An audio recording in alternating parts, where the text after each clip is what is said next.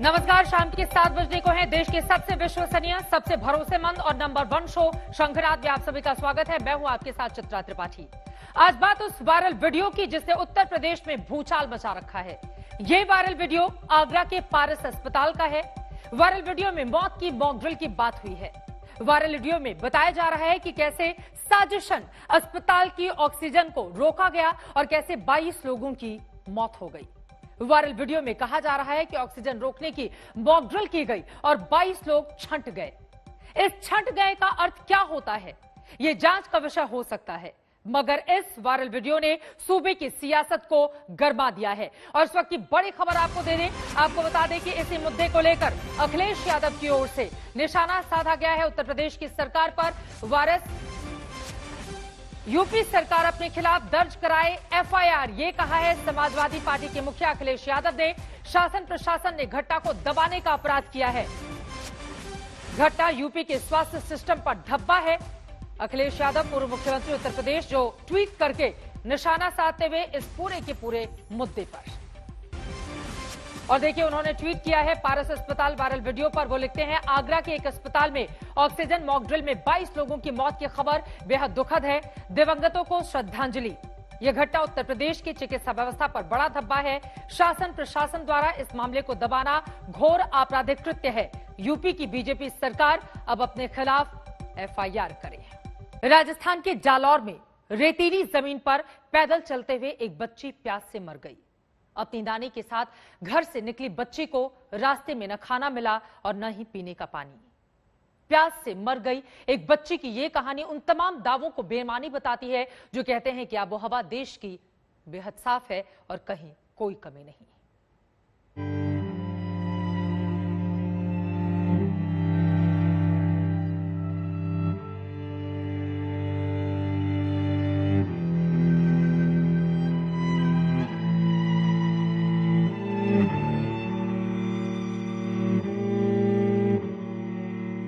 आह कहें कि कराह कहें, जालौर से आई ये तस्वीरें इस देश के दया निधानों को देखनी चाहिए। मरुस्थली मिट्टी पर मर चुकी बच्ची पूछ रही है कि ऐसा ही देश बनाया है मेरे राष्ट्र के राष्ट्र विधाताओं, जहां बगैर पानी के बच्चियां ढह जाएं, उनकी सांसें उनके सीने में समा जाए, सूख जाए उनका हलक और सूख जाए नाड़ियां। वो तड़पे एक एक बूंद पानी के लिए और कांपते हुए कदम कहीं ऐसे ही वीराने में थमे और बदन कटे दरख्त की तरह मिट्टी में मिल जाए। बहुत ज्यादा पानी की कमी होगी और इसी कारण से पहले ही शॉप में जाके अरेस्ट में आ चुकी। तो मुझे जो मेरे नजरिए में जो लगा उसकी डेथ का रीज़न यही है कि बहुत ज़्यादा डिहाइड्रेशन हो गया था, इस कारण से ऐसा हुआ। और हमारे जिस कंडीशन में लेडी आई थी उसको हमने ट्रीटमेंट किया और लेडी मृत्यु थी। तो राजस्थान के राजकुंवरों, अपने वैभवशाली महलों पर इतराने से पहले इन तस्वीरों को जरूर देख लेना। राजस्थान के राजनीतिक रणबांकुरों, इन्हें जरूर देखना कि कैसे लॉकडाउन के दौरान जालौर के सिरोही से अपनी नानी के साथ ये नातिन अपने घर रानीवाड़ा लौट रही थी। वाहन चल नहीं रहे थे तो ये पैदल चल पड़े। ऊपर से तपता आकाश, नीचे से पांव जलाती चटकती जमीन, ऊपर से लॉकडाउन का सन्नाटा और उस पर मरुस्थल की प्यास। रास्ते में ना पानी मिला ना खाना मिला। भूख तो फिर भी बर्दाश्त हो गई, लेकिन पानी ने बदन निचोड़ दिया। नानी और नातिन दोनों गश खाकर गिर पड़े और नातिन फिर कभी नहीं उठी। ये मौत किसी पाषाण को भी पिघलाने के लिए काफी है, लेकिन सियासत को अपनी नाकामियों पर पर्देदारी करने की ऐसी बुरी लत है कि इस मौत को भी मानने को तैयार नहीं है। जो स्थिति सामने आई है वो झकझोर देने वाली है। ये सारा मामला अब रेगिस्तान में, क्योंकि उन रास्तों पर साफ लिखा हुआ होता है कि आप लंबे रास्ते से ना सफर करें। वहां पे बाकायदा गांव वाले भी यदि कोई रेगिस्तान में घुसने लगे, आप भी और मैं भी यदि गाड़ी लेके जाएंगे तो गांव वाले खड़े होकर कहते हैं आप इधर मत जाइए, क्योंकि मीलों तक रास्ता इतना है कि आपकी गाड़ी का डीजल खत्म हो जाएगा। तो कहीं ना कहीं वो रास्ता भटकी है, जो मैं समझता हूं, क्योंकि मैं इस राजस्थान का ही हूं, यहाँ समझता हूं। हो सकता है हुजूर कि वो रास्ता ही भटकी हो, मगर ऐसे पुख्ता इंतजाम क्यों नहीं हो सकते कि कम से कम किलोमीटर 2 किलोमीटर में ही पानी की व्यवस्था तो हो सके। जो भी है, बच्ची मर गई है, लेकिन बच्ची की मौत पर राजस्थान की सियासत जिंदा हो गई है और सिर्फ जिंदा नहीं हुई है बल्कि रेत की तरह तप रही है। कल्पना नहीं कर सकते कि उस 60 वर्षीय महिला की 6 वर्षीय नातिन इस तरीके से दम तोड़ देती है प्यास के अभाव में। ये उस सरकार के मुंह पर तमाचा है जो सियासी ढोंग करती है, दावा करती है, लेकिन मुझे लगता है ये सभ्य समाज के लिए, उन्हीं सरकारों के लिए एक बड़ा सबक है कि किस तरीके से मानवता दम तोड़ रही है। तो मैं सोचता हूँ सरकार के लिए इससे बड़ी एक तरह से उसके लिए शर्मनाक बात क्या होगी कि 12 किलोमीटर तक अगर वो महिला चले और उससे कहीं पीने का पानी नहीं मिल सकता है तो सरकार ने फिर किस प्रकार की व्यवस्था की। इस घटना ने राजस्थान को शर्मसार किया है। वाकई शर्मनाक है। ये नहीं कि कांग्रेस की सरकार में बच्ची पानी के अभाव में मर गई, बल्कि ये कि बच्ची प्यास से मर गई। हाँ हुजूर, प्यास से मर गई। शर्मनाक है लेकिन सच है। देवंकुर, जालौर, आज तक। अब सवाल यह है, सिस्टम को शर्म आएगी या फिर नहीं आएगी? इस तरह की तस्वीर बनने के बाद यह अपने आप में बड़ा सवाल, लेकिन शर्मनाक और बेहद दुर्भाग्यपूर्ण। आगे बढ़ते हुए कोरोना के आंकड़ों में वहीं कमी आई तो तालाबंदी से भी राहत दी गई, मगर ये राहत कहीं आफत ना बन जाए, ये आशंका इसलिए है क्योंकि मंदिरों के पट खुले तो भक्तों का सैलाब उमड़ पड़ा। भगवान के दर पर माथा टेकने पहुंचे भक्त भूल गए कि कोरोना अभी कहीं गया नहीं है। कोरोना का संकट बरकरार है। बावजूद इसके भक्तों ने नियम कायदे को ताक पर रखकर अपनी जान से कैसे खिलवाड़ किया है, इस रिपोर्ट में देखिए।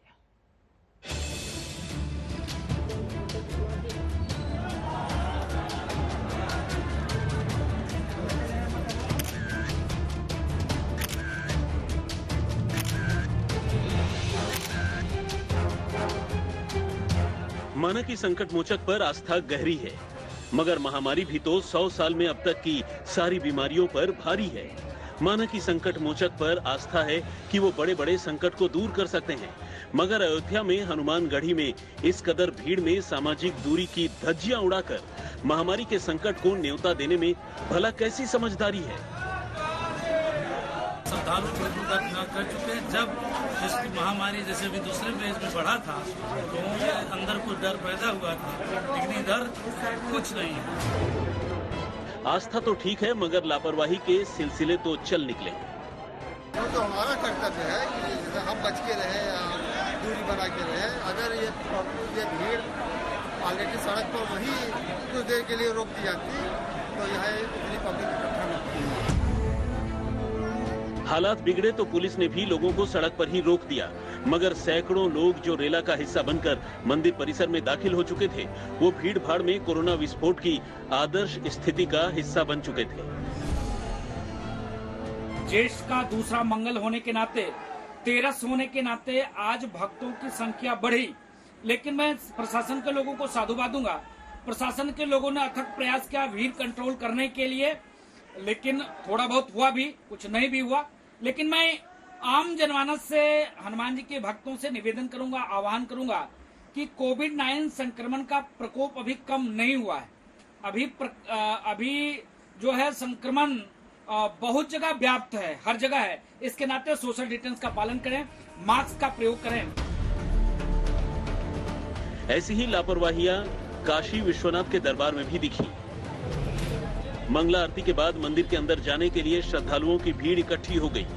श्रद्धालु गेट खोले जाने का इंतजार कर रहे हैं और जैसे ही गेट खुला, देखिए कैसे एक के ऊपर एक सवार होकर लोग अंदर जा रहे हैं।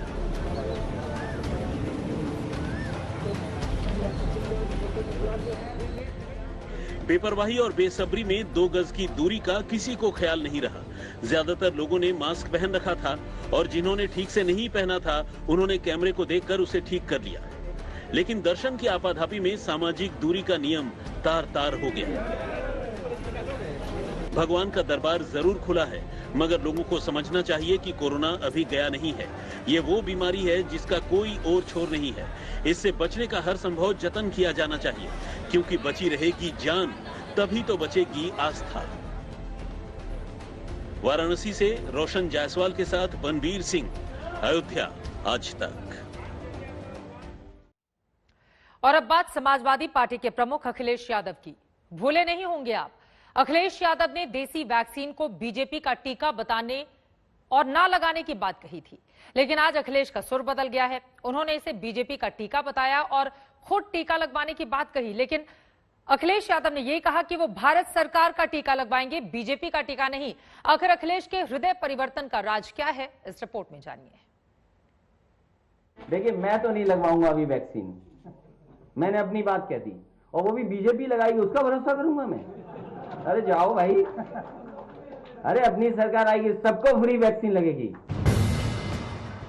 जैसे उड़ी जहाज को पंछी फिर जहाज पे आवे, बिल्कुल ऐसा ही तो हुआ है समाजवादी पार्टी के मुखिया अखिलेश यादव के साथ। तब कह रहे थे कि बीजेपी की वैक्सीन हम नहीं लगवाएंगे। देखिए, मैं तो नहीं लगवाऊंगा अभी वैक्सीन, मैंने अपनी बात कह दी, और वो भी बीजेपी लगाएगी उसका भरोसा करूंगा मैं? अरे जाओ भाई, अरे अपनी सरकार आएगी, सबको फ्री वैक्सीन लगेगी। हम बीजेपी का वैक्सीन नहीं लगवा सकते। अखिलेश जब ये बयानबाजी कर रहे थे तब देश में टीकाकरण अभियान शुरू भी नहीं हुआ था। 2 स्वदेशी वैक्सीन कोविशील्ड और कोवैक्सीन को मंजूरी ही मिली थी, लेकिन अखिलेश अपने बयानों से वैक्सीन पर शंका जता रहे थे। लेकिन 5 महीने बाद अब अखिलेश का मन बदल गया है। हम भाजपा के टीके के खिलाफ थे, पर भारत सरकार के टीके का स्वागत करते हुए हम भी टीका लगवाएंगे। वो टीके की कमी से जो लोग लगवा नहीं सके थे, उनसे भी लगवाने की अपील करते हैं। अखिलेश का ये बयान कल के पीएम के संबोधन के बाद आया है। 21 जून सोमवार से देश के हर राज्य में 18 वर्ष से ऊपर की उम्र के सभी नागरिकों के लिए भारत सरकार राज्यों को मुफ्त वैक्सीन मुहैया कराएगी। जिस वक्त अखिलेश ने कोविशील्ड और कोवैक्सीन को बीजेपी का टीका कहा था, तब और अब स्थिति में कोई बदलाव नहीं है। तब भी केंद्र सरकार टीका लगवाने वाली थी और अब भी केंद्र सरकार ने फिर से कमान संभाल ली। फिर अखिलेश ने यू टर्न कैसे लिया? फिलहाल तो समाजवादी पार्टी इसे पीएम के बयान से जोड़ रही है, उधर बीजेपी इस पर हमलावर है। स्पष्ट किया है कि समाजवादी पार्टी, जो भारतीय जनता पार्टी टीके पर राजनीति कर रही थी, तो बीजेपी का जो टीका था उसके खिलाफ थे। जो देश का टीका है, जो भारत सरकार का टीका है, हम उसके खिलाफ कभी नहीं रहे, और हमारे नेता ने स्पष्ट किया है कि हम भी भारत का टीका लगवाएंगे। और प्रधानमंत्री ने पहले भी एक बार हिंट किया था कि हम सबको देंगे, तो कल उन्होंने स्पष्ट किया और उन लोगों को राजनीति करने से मना किया जो कोविड में भी राजनीति कर रहे हैं, देश के साथ नहीं जुड़े हैं। समाजवादी पार्टी के नेता कुछ भी कहें, लेकिन अखिलेश के ट्वीट के संदर्भ बेहद अहम है।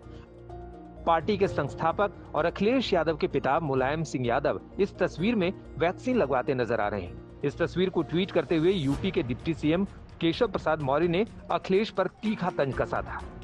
केशव प्रसाद मौर्य का ट्वीट देखिए। सपा संरक्षक और पूर्व मुख्यमंत्री श्री मुलायम सिंह यादव जी, स्वदेशी वैक्सीन लगवाने के लिए आपका धन्यवाद। आपके द्वारा वैक्सीन लगवाना इस बात का प्रमाण है कि सपा के राष्ट्रीय अध्यक्ष श्री अखिलेश जी द्वारा वैक्सीन को लेकर अफवाह फैलाई गई थी।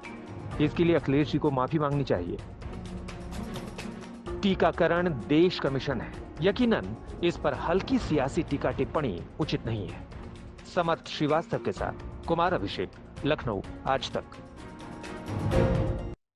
तो अब अखिलेश यादव भारत सरकार का टीका लगवाएंगे और दूसरों से भी इस बात की वो अपील कर रहे हैं कि लोग टीका लगवाने के लिए जाएं।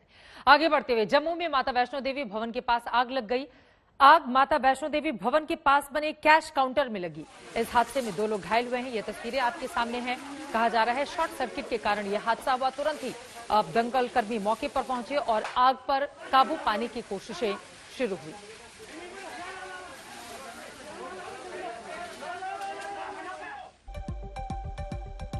शाम के 7:30 बज चुके हैं। शंखनाद में एक बार फिर से आप सभी का स्वागत है। आपके साथ मैं हूं चित्रा त्रिपाठी और अब योगी से विजय योग। इस एक लाइन में यूपी में बीजेपी की चुनावी रणनीति का पूरा सार छिपा हुआ है। बीजेपी ने यूपी में दोबारा जीत के लिए पूरी की पूरी कमान मुख्यमंत्री योगी आदित्यनाथ के हाथों में सौंप दी है। बीजेपी को विश्वास है कि योगी आदित्यनाथ की अगुवाई में यूपी में बड़ी जीत मुमकिन है। चुनाव का पूरा प्लान, पूरा खाका योगी के चेहरे के इर्द गिर्द ही तैयार किया जाएगा। योगी आदित्यनाथ खुद भी कई बार 2022 के विधानसभा में जीत का दावा कर चुके हैं और अब उनके इस दावे की शुरू हो चुकी है अग्नि परीक्षा।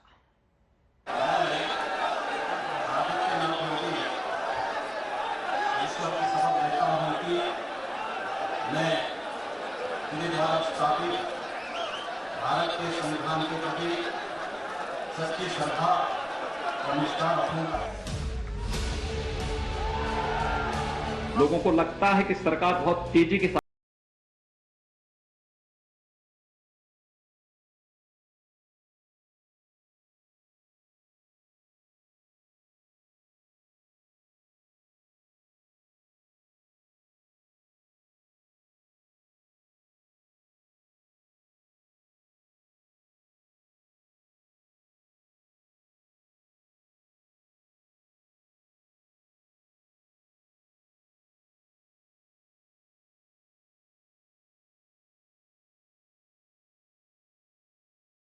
कानून के साथ खिलवाड़ करने की छूट न पुलिस को दी है और न किसी अपराधी को दी है। हमने उनको समझाया है, देखो कोई भी गलत काम मत करो। और सियासत में अलग ही हनक। असेंबली में भी यही रिजल्ट आने वाला है जो 2017 में आया था, 2019 में आया था, 2014 में आया था। ये पहचान है देश की सत्ता की धुरी उत्तर प्रदेश के सीएम योगी आदित्यनाथ की। यूपी का सीएम पद संभालने के बाद बीते 4 साल में योगी आदित्यनाथ का कद इस कदर बढ़ा है कि अब प्रदेश में जीत दोहराने के लिए बीजेपी योगी मॉडल पर ही मुहर लगा रही है। यानी बीजेपी को विश्वास है कि यूपी में योगी हैं तो जीत मुमकिन है। योगी के हाथ कमान है तो यूपी में विजय की राह आसान है। बीजेपी को भरोसा है कि यूपी की चुनावी नैया योगी के चेहरे के सहारे पार की जा सकती है और इसलिए यूपी चुनाव का पूरा प्लान योगी आदित्यनाथ के चेहरे के इर्द गिर्द बुनने की तैयारी है ताकि योगी फैक्टर के सहारे जीत सुनिश्चित की जा सके। एक बात तो तय है कि पार्टी के पास मुख्यमंत्री योगी आदित्यनाथ से बड़ा कोई चेहरा नहीं है और इसीलिए तमाम अटकलों के बावजूद इतना साफ कर दिया गया है कि इस चुनाव में भी अगुवाई मुख्यमंत्री योगी आदित्यनाथ की रहेगी।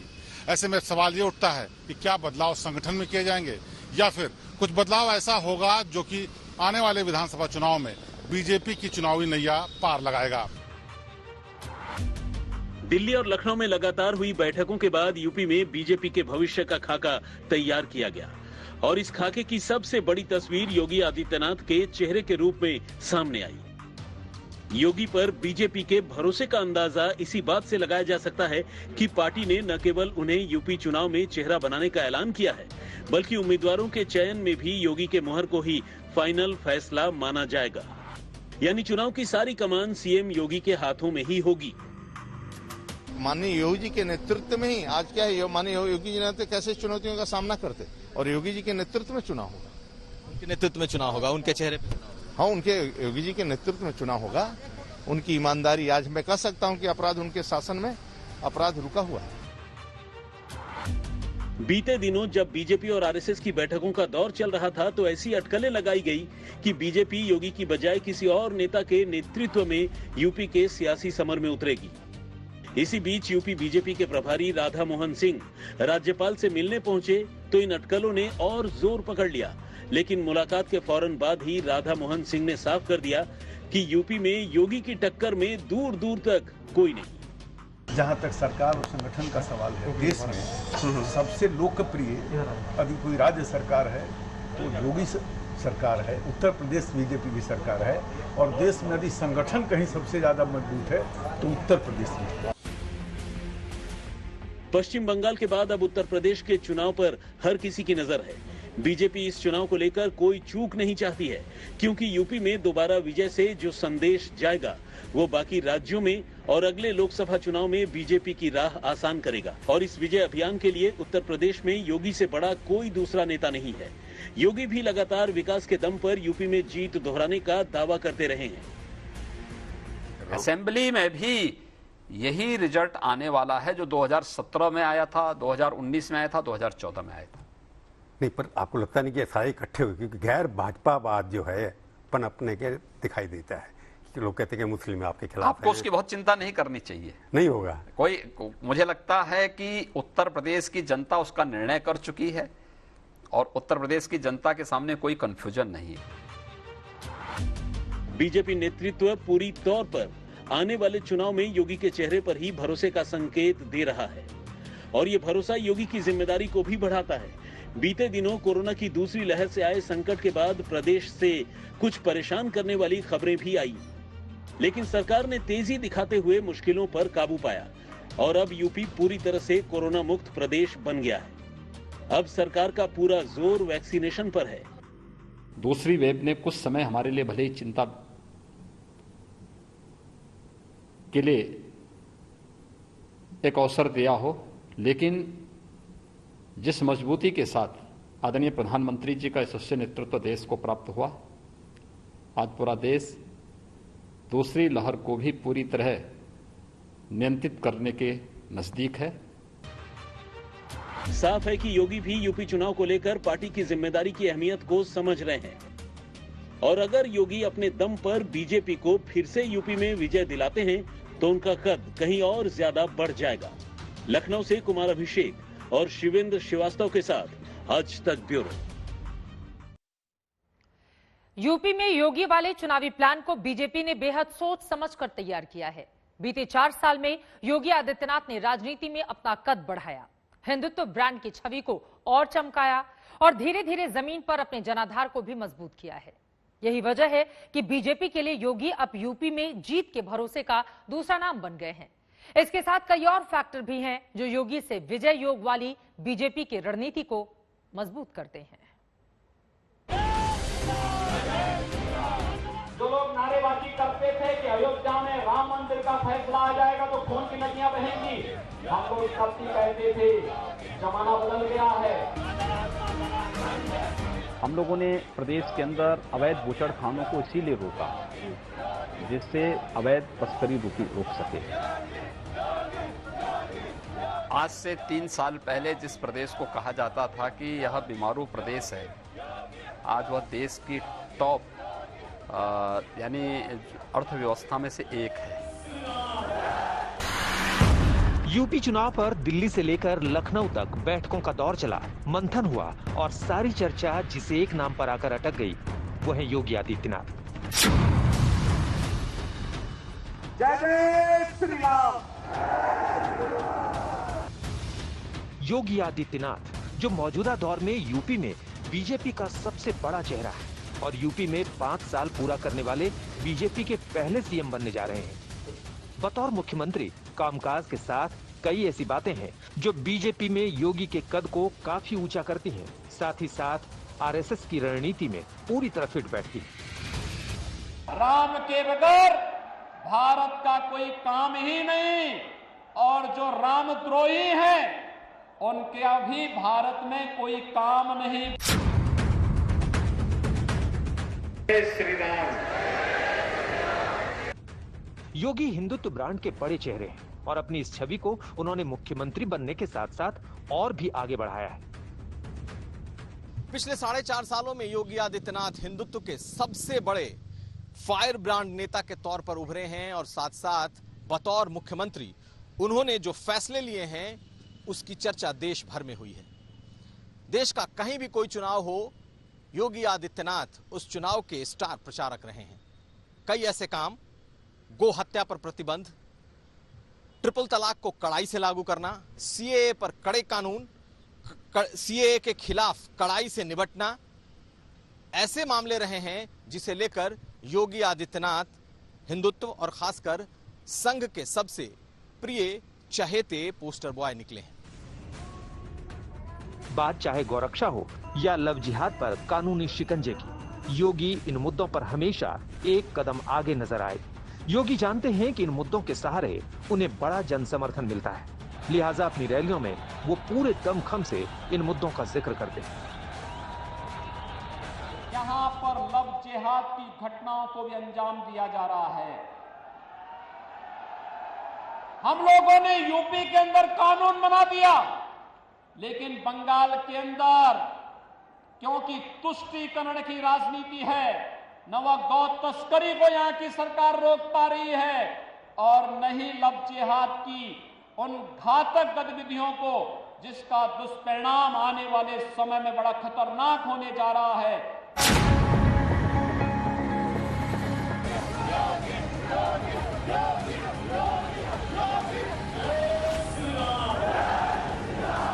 2017 विधानसभा चुनाव में यूपी में भगवा लहर बही तो सीएम के तौर पर केशव प्रसाद मौर्य और मनोज सिन्हा का नाम सामने आया।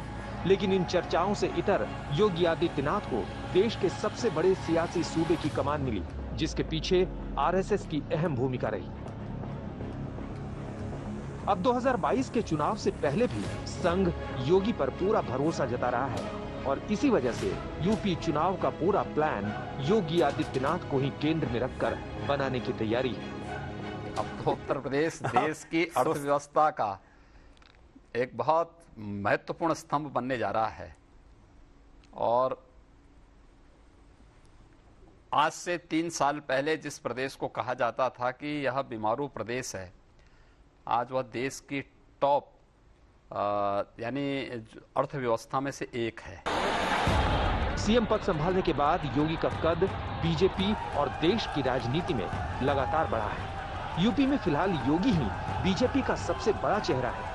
बीजेपी की ओर से योगी लगातार कई विधानसभा चुनाव में स्टार प्रचारक बनाए गए, जहां योगी ने अपने फायर ब्रांड अंदाज में प्रचार किया। 2014 के पहले इस देश के अंदर एक ऐसी पीढ़ी, एक ऐसी नस्ल पैदा हो गई थी बड़ी संख्या में, जो मंदिरों में जाने को ये मानते थे कि उनके सेकुलरिज्म इससे खतरे में पड़ जाएगा।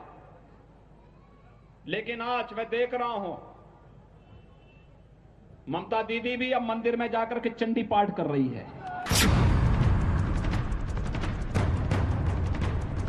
बीते कुछ दिनों में यूपी नेतृत्व में बदलाव की अटकलें जोरों पर रहीं, लेकिन पार्टी को इस बात का भी एहसास है कि चुनाव से ठीक पहले योगी जैसे नेता को बदलना पार्टी को नुकसान पहुंचा सकता है। 2019 में जब यूपी में एसपी और बीएसपी ने साथ चुनाव लड़ने का ऐलान किया तो इसे मोदी सरकार के साथ योगी आदित्यनाथ के लिए भी बड़ी चुनौती के तौर पर देखा गया। लेकिन नतीजे आए तो बीजेपी और सहयोगी पार्टियों ने 64 सीटें जीतकर विरोधियों को करारा जवाब दे दिया। अब यूपी के अगले विधानसभा चुनाव में भी बीजेपी कुछ इसी तरह की जीत का प्लान तैयार कर रही है। हम किसी पे न गरम है न किसी पे नरम है। हम प्रदेश की जनता की ही हितों के लिए कार्य कर रहे हैं। 24 करोड़ जनता के हितों के लिए कार्य करना ये मेरा दायित्व है। हम ईमानदारी पूर्वक उस दायित्व का निर्वहन कर रहे हैं। माना जा रहा है कि योगी आदित्यनाथ की अगुवाई में जल्द यूपी में संगठन को मजबूत करने का काम तेज किया जाएगा, ताकि विधानसभा चुनाव में विरोधियों को फिर से चारों खाने चित किया जा सके। लखनऊ से कुमार अभिषेक और शिवेंद्र श्रीवास्तव के साथ आज तक ब्यूरो। और अब बात सांसद नवनीत राणा की, जो एक बार फिर से विवादों में है। नवनीत राणा के जाति प्रमाण पत्र को लेकर सवाल खड़ा हुआ है, जिसे बॉम्बे हाईकोर्ट ने खारिज कर दिया है। जिस फर्जी सर्टिफिकेट के सहारे अमरावती से सांसद नवनीत कौर राणा ने लोकसभा का सफर तय किया, आज वही सर्टिफिकेट नवनीत राणा के गले का सबसे बड़ा फांस बन गया, जिसके साथ ही उनकी लोकसभा की सदस्यता खतरे में आ गई है। बॉम्बे हाईकोर्ट ने नवनीत कौर राणा का जाति प्रमाण पत्र रद्द कर दिया है। कोर्ट की ओर से नवनीत राणा पर 2 लाख रुपए का जुर्माना भी लगाया गया है। कोर्ट की ओर से नवनीत कौर राणा को उनका फर्जी कास्ट सर्टिफिकेट जमा करने को कहा गया है। अमरावती लोकसभा सीट एससी के लिए आरक्षित थी। शिवसेना के पूर्व सांसद आनंद राव अडसुल की अर्जी पर बॉम्बे हाईकोर्ट ने यह फैसला दिया है। आनंद राव का आरोप है कि नवनीत कौर राणा ने फर्जी प्रमाण पत्र बनवाकर यहां से लोकसभा का चुनाव जीता था। नवनीत राणा के सर्टिफिकेट को लेकर बॉम्बे हाईकोर्ट की नागपुर बेंच में याचिका दायर की गई थी। जजमेंट स्पेसिफिक दिया है कि फेक सर्टिफिकेट है, वैलिडिटी फेक है, दोनों सरेंडर करने को बोल दिया है और ये कॉन्स्टिट्यूशनल फ्रॉड होने के कारण पेनल्टी भी 2 लाख की लगाई है। इसलिए पॉलिटिकल नहीं है, हाईकोर्ट तो पॉलिटिक्स नहीं खेलता है। इस फैसले के पॉलिटिकल परिणाम क्या होंगे? परिणाम यही होगा, आज न कल उसकी जो सांसद है वो रद्द हो जाएगी। देखो अभी कदम तो ये उठाना है, अगर वो सुप्रीम कोर्ट में जाते हैं, हम सुप्रीम कोर्ट में जाएंगे हमें तो ये लगता है कि सुप्रीम कोर्ट आज का जो निर्णय है वो हिसाब से वो एडमिट नहीं हो पाएगा। याचिका में दावा किया गया था कि नवनीत राणा मूलतः पंजाब से आती हैं। याचिकाकर्ता ने कहा कि वो लबाना जाति से आती हैं, जो कि महाराष्ट्र में एससी की श्रेणी में नहीं आती है। ऐसे में उन्होंने फर्जी तरीके से अपना जाति का सर्टिफिकेट बनवाया। नवनीत राणा पर स्कूल के फर्जी डॉक्यूमेंट्स दिखाकर सर्टिफिकेट बनवाने का आरोप लगा। अमरावती से सांसद नवनीत राणा संसद के सत्र के दौरान लगातार चर्चा में बनी रहती है। बीते संसद सत्र में जब महाराष्ट्र में घटे एंटीलिया केस को लेकर विवाद हुआ, तब नवनीत राणा ने केंद्र सरकार का पक्ष लिया था और राज्य की उद्धव सरकार पर जमकर निशाना साधा था। नवनीत राणा ने इसके बाद आरोप लगाया था कि उन्हें शिवसेना के नेताओं की ओर से धमकी मिली थी। नवनीत राणा ने इस विषय को लोकसभा स्पीकर, गृह मंत्री और प्रधानमंत्री के सामने उठाया था। एक बार फिर वो विवादों में है और इस बार उनकी लोकसभा सीट खतरे में नजर आ रही है। मुंबई से कमलेश सुतार और विद्या के साथ आज तक ब्यूरो। कोरोना वायरस की उत्पत्ति को लेकर चीन पर लगातार गंभीर आरोप लगते रहे हैं। इस रहस्य को जानने के लिए WHO की टीम 2 बार चीन में जांच के लिए भी गई है, लेकिन अब WHO ने कह दिया है कि वो चीन से ज्यादा आंकड़े मांगने में असमर्थ है। WHO के इस बयान के बाद आशंका है कि वायरस की उत्पत्ति का सच कभी सामने नहीं आ पाएगा।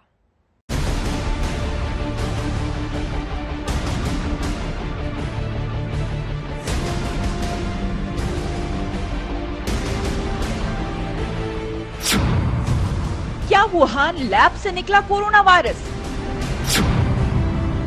क्या चीन ने बनाया कृत्रिम वायरस? क्या WHO सामने ला पाएगा कोरोना का सच? कोरोना वायरस की उत्पत्ति को लेकर चीन पर गंभीर आरोप लगते रहे हैं, लेकिन इसे लेकर अब तक कोई ठोस सबूत सामने नहीं आ सका है।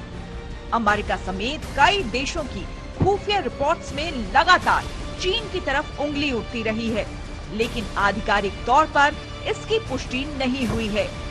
इस बीच WHO की ताजा रिपोर्ट के बाद तो लगता है कि ये सच कभी सामने आ ही नहीं पाएगा। WHO का कहना है वो चीन को वायरस की उत्पत्ति को लेकर और ज्यादा आंकड़े उपलब्ध कराने के लिए मजबूर नहीं कर सकता। हालांकि WHO ने कहा है कि वो इस बात पर जोर देता रहेगा कि जांच जारी रहनी चाहिए और पता चलना चाहिए कि आखिर वायरस कहां से आया और किस तरह दुनिया में फैल गया। उधर अमेरिका कोरोना वायरस को लेकर लगातार चीन को जिम्मेदार ठहरा रहा है। अमेरिका का कहना है कि कोरोना वायरस के खात्मे और भविष्य में इस तरह की महामारियों से बचने के लिए इसकी तह तक जाना ही होगा। अमेरिका ने चीन पर ठीक से जांच न करने देने के आरोप लगाए हैं, जबकि चीन लगातार इस आरोप को नकार रहा है।疫情溯源是一个科学问题，应当由全球的科学家来合作开展，而不应被政治化。世界卫生组织专家已就此作出明确结论。中方在溯源问题上一直秉持开放、透明的态度，2次邀请世卫专家来华开展溯源的研究。专家组撰写的报告遵循了世卫组织的程序，采取了科学的方法，具有权威性和科学性。清洁的每一世纪。那么今天呢，我们看到的是。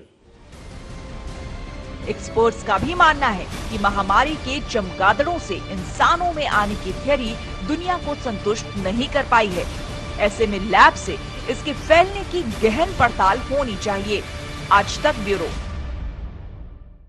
वैक्सीन लगवाने वालों को बैंक एफडी पर ज्यादा ब्याज मिलने की पेशकश बैंकों ने की है। सेंट्रल बैंक ऑफ इंडिया ने कुछ दिन पहले इस तरह की स्कीम लॉन्च की थी। अब इस रेस में यूको बैंक भी शामिल हो गया है। सेंट्रल बैंक ऑफ इंडिया के 0.25% के मुकाबले यूको बैंक ने 0.30% ज्यादा ब्याज दर का ऐलान किया है।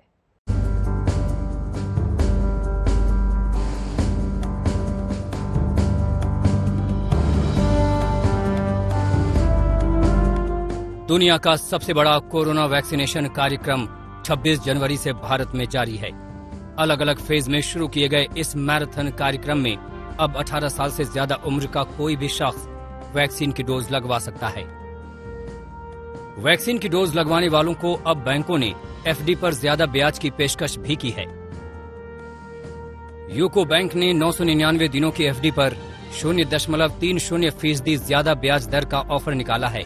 ये फायदा उन लोगों को मिलेगा जो कोरोना वैक्सीन की कम से कम एक डोज लगवा चुके हैं।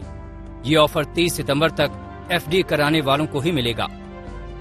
यूको वैक्सी 999 ऑफर की तरह ही सेंट्रल बैंक ऑफ इंडिया भी ऐसा ही ऑफर लॉन्च कर चुका है। सेंट्रल बैंक ऑफ इंडिया ने हाल ही में इम्यून इंडिया डिपॉजिट स्कीम पेश की थी। इसके तहत वैक्सीन की डोज लगवाने वालों को 0.25% ज्यादा ब्याज दर देने का ऑफर दिया गया है। बैंकों के इन ऑफर से दोहरा फायदा होने की उम्मीद है। सबसे पहले तो इसकी मदद से वैक्सीनेशन के लिए ज्यादा से ज्यादा लोगों को प्रोत्साहित किया जा सकता है। साथ ही बैंकों को भी इस ऑफर के जरिए नए ग्राहकों तक पहुंच बढ़ाने में मदद मिल सकती है। आज तक ब्यूरो।